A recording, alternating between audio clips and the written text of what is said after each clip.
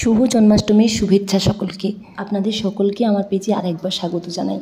এখন সময় 5:30।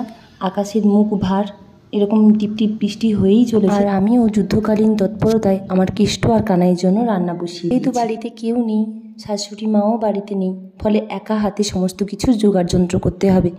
সেই জন্য অনেক আগে থেকেই রান্নাবান্না বসিয়ে দিয়েছি। স্নান করে এসে আমার কেষ্ট আর কানাইকে অভিষেক করিয়ে নিই। ওরা কত আরামসে স্নান করে নিল।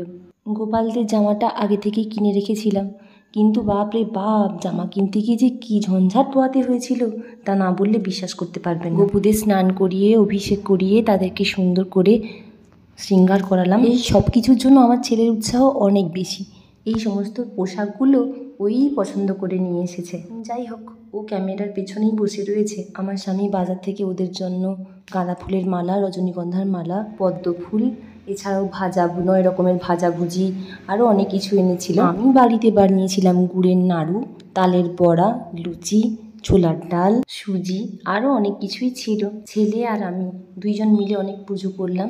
গোপালকে সাজানোর পাশাপাশি আমার অন্যান্য ঠাকুরদেরও সাজিয়ে নিয়েছিলাম। একা হাতে আয়োজনও ছিল যৎসামান্য। যাই হোক, আমি তো তেমন কিছু মন্ত্র জানি না, কিন্তু নিজের ছেলের মতো করেই যেমন পুজো করতে হয় সেরকম করলাম। যাই হোক, আমার জন্মাষ্টমীটা তো ভীষণ ভালো কেটেছে। তো আপনাদের কেমন কাটলো তা অবশ্যই কমেন্ট করে জানাবেন।